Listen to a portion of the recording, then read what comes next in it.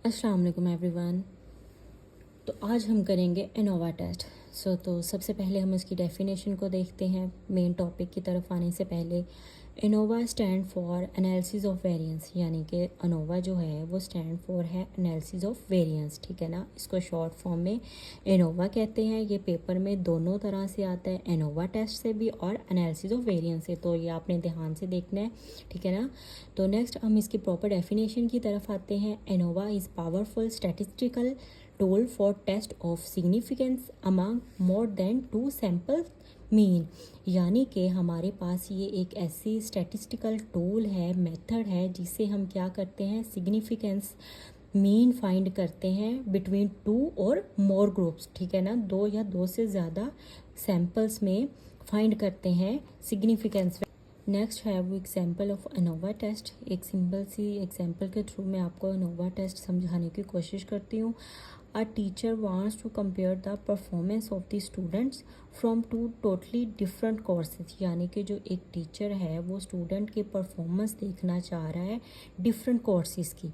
तो वो कैसे देखेगा, कैसे चेक करेगा? He conducts the same test to all of his students and score them accordingly. वो क्या करेगा कि अपने तमाम स्टूडेंट के लिए एक टेस्ट कंडक्ट करेगा और फिर उसमें से जो उसको स्क्योर वो लेंगे स्टूडेंट्स, तो उससे क्या पता चलेगा, उनकी परफॉर्मेंस का पता चलेगा, ठीक है ना। ANOVA may be use to see if there are any difference in the mean square between 2 classes, ठीक है ना। क्या होगा कि अनोवा को यूज़ करते हुए हम कोई भी मेन डिफरेंस है इन ग्रुप्स में, क्लासेस में, तो फिर वो क्या है, एनोवा के थ्रू हम फाइंड कर सकते हैं। अब नेक्स्ट हम अगर देखें तो एनोवा 2 टाइप्स हैं, 1 वे एनोवा एंड 2 वे एनोवा।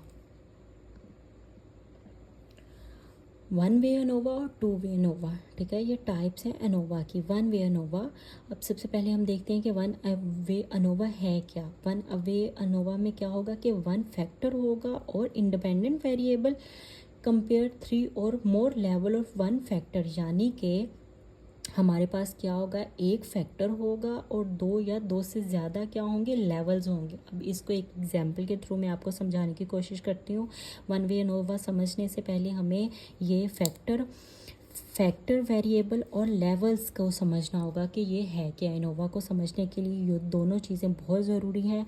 तो एग्जांपल, इसकी सिंपल सी एग्जांपल है, एक हमारे पास मेडिसिन है, ठीक है ना, और इसकी जो डोज़ है वो 10 mg है, 20 mg है और 30 mg है।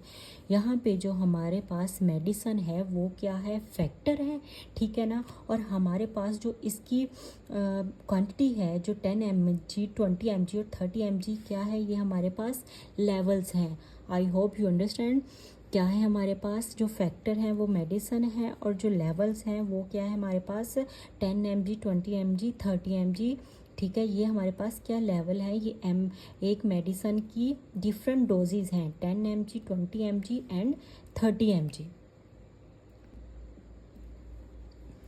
अब देखें, मेडिसिन ली है डॉक्टर ने, ठीक है। अब उसको डिफरेंट पार्ट 3 ग्रुप में डिवाइड किया है। कुछ पर्सनस को 10 mg की डोज दी है, कुछ को 20 की और कुछ को 30 की, ठीक है ना। अब उनके रिजल्ट्स जो हैं, जो रेट किया है पर्सन ने 1 से 10 तक के कितने रिजल्ट हैं, जो 10 mg हैं उनके 9% रिजल्ट्स आए हैं और 20 के 8% और 30 के 1%, यानी कि जो 10 mg वाली है उसकी जो 9% रिजल्ट्स आए हैं 10 में से आउट ऑफ 10, और जो 28 और 1, ठीक है ना, इतने रिजल्ट्स ये हमें मिले हैं इस मेडिसन के। अब देखें, 1 वे एनोवा में 1 फैक्टर और लेवल 3 और मोर लेवल ऑफ 1 फैक्टर, यहाँ यानी कि जो मेडिकेशन है वो क्या है, हमारे पास फैक्टर है, एक ही फैक्टर है ना। और जो हमें रिजल्ट्स मिले हैं उनके जो लेवल्स हैं, सॉरी रिजल्ट नहीं, जो लेवल्स हैं उनके, वो हमारे पास क्या है, डिफरेंट हैं, 10 है, 20 है, 30 है, ये हमारे पास क्या है, लेवल्स आ गए। तो ये 1 वे एनोवा की एग्जाम्पल थी।